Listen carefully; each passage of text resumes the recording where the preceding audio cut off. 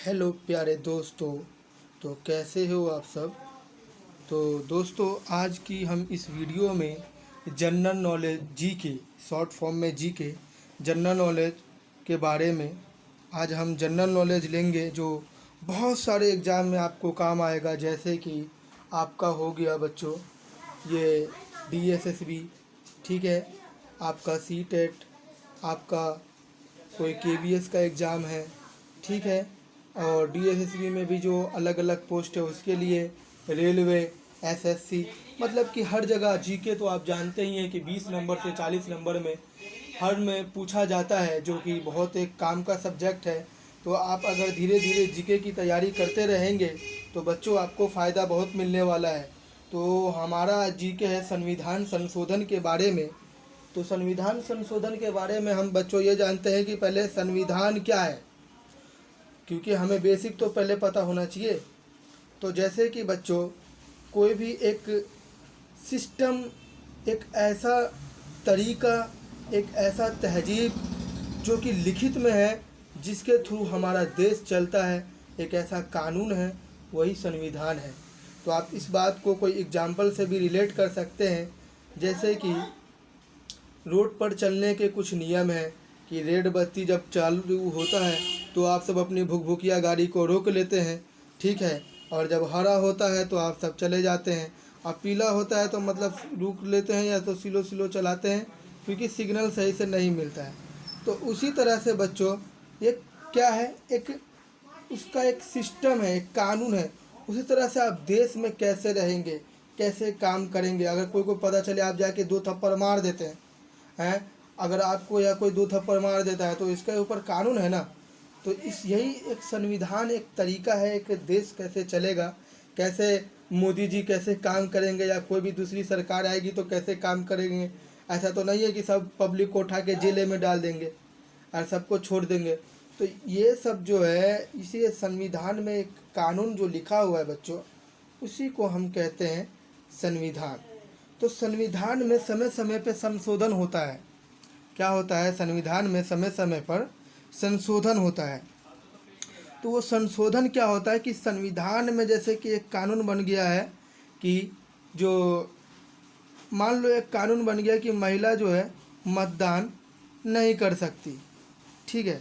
अब हमें समाज में ये समझ में आया कि नहीं नहीं, महिला जो है, जो हमारी जो महिलाएं हैं, औरत हैं, उनको भी वोट देने का अधिकार होना चाहिए। क्यों? क्योंकि उनके अंदर भी वो भी सब काम करती है, वो भी सोच सकती है। देश में जितना मर्दों का हक है उतना औरतों का भी हक होना चाहिए।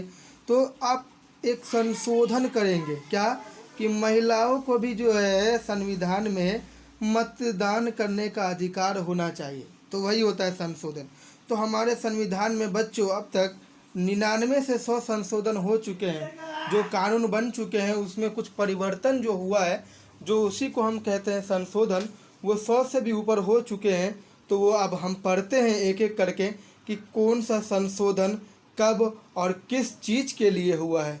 तो बच्चों 14वां संशोधन 1993 में पौंडीचेरी के संघ राज्य क्षेत्र के रूप में प्रथम अनुसूची में जोड़ा गया तथा इन संघ राज्य क्षेत्रों हिमाचल प्रदेश, गोवा, दमन और दीव, पौंडीचेरी और मणिपुर में विधानसभाओं की स्थापना की व्यवस्था की गई। तो बच्चों बात ऐसी है कि 1963 में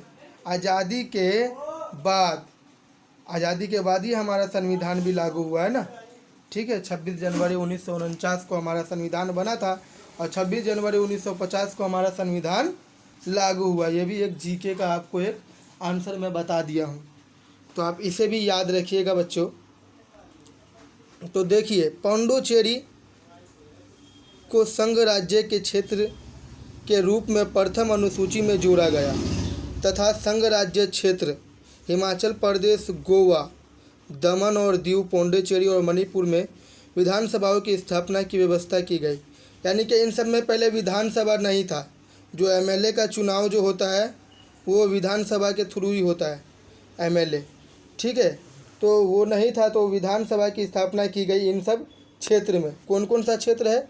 तो बच्चों हिमाचल प्रदेश है, गोवा, दमन, दीव है, ठीक है, और पौंडीचेरी भी है। तो इन सब राज्यों में विधानसभा की स्थापना की गई 14वां संशोधन जो हुआ था उसके तहत। तो आप इस चीज़ को याद रखेंगे। अब हम आगे देखते हैं। 21वां संशोधन 1967 में हुआ। 8वीं अनुसूची में सिंधी भाषा को जोड़ा गया। पहले क्या था कि संविधान में सिंधी भाषा को दर्जा नहीं दिया गया था एक ऑफिशियल लैंग्वेज का, कि आप इस भाषा में काम कर सकते हैं।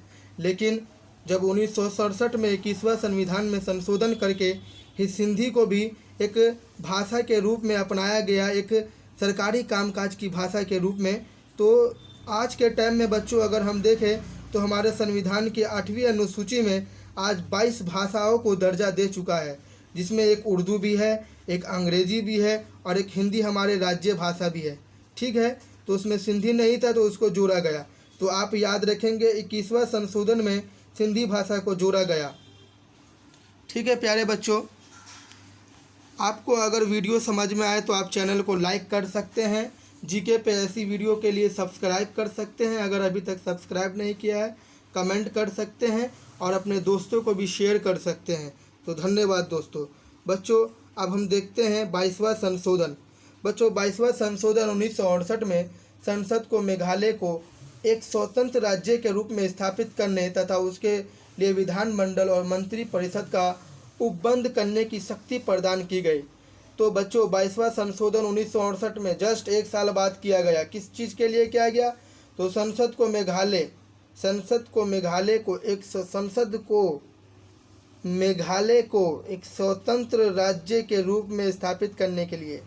जो मेघालय था वहाँ के जो आवाम थी, जो वहाँ की जनता थी, पॉपुलेशन जिसे हम कहते हैं अंग्रेजी में, उन्होंने मांग किया होगा कि मेघालय को भी एक राज्य का दर्जा दिया जाए।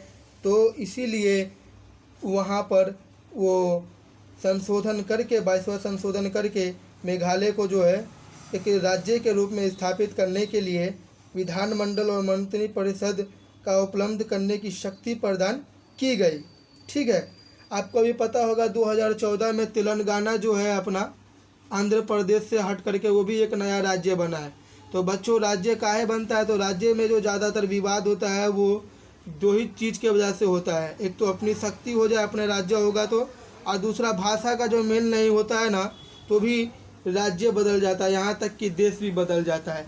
पाकिस्तान और बांग्लादेश इसलिए बदले थे क्योंकि पूर्वी पाकिस्तान और पश्चिमी पाकिस्तान में उर्दू और बंगाली भाषा का झगड़ा था, इसलिए वो देश तक बदल जाते हैं। देश तक को मतलब कि अलग कर देते हैं। तो भाषा ऐसी चीज़ है बच्चों, तो भाषा को आपको ज़रूर याद रखना है। ठीक है बच्चों, हमारा जो भाषा है वो भी, भाषा में बहुत विवाद है। हम हिंदी को अपनी मातृभाषा कहते हैं, लेकिन अंग्रेजी का भी आज प्रयोग आप देख रहे हैं कितना वर्चस्व है। जैसे अमेरिका का पूरे विश्व में वर्चस्व है, वैसे अंग्रेजी भाषा का भी पूरे विश्व में वर्चस्व है।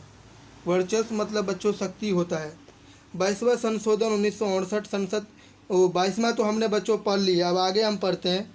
एक मिनट।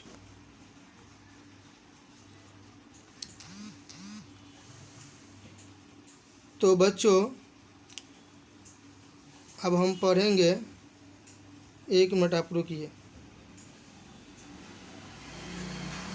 22वां हम पढ़ लिए हैं।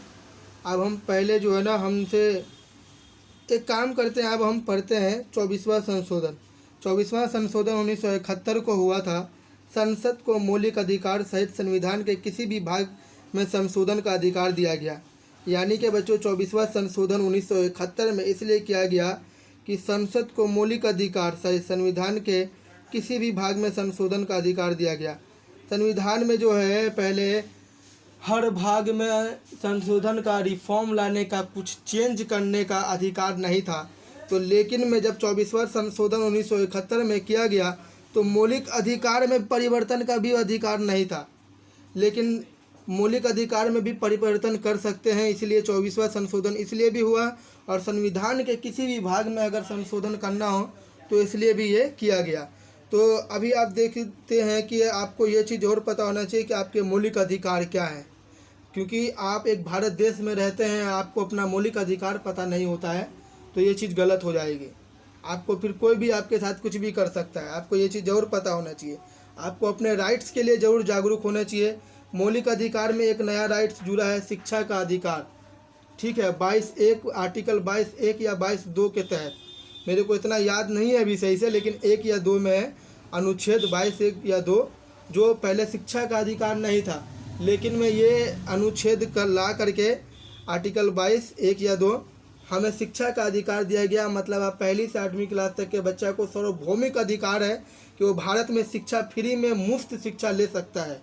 ठीक है, तो बच्चों आज के लिए इतना ही, आगे हम कल पढ़ेंगे। धन्यवाद।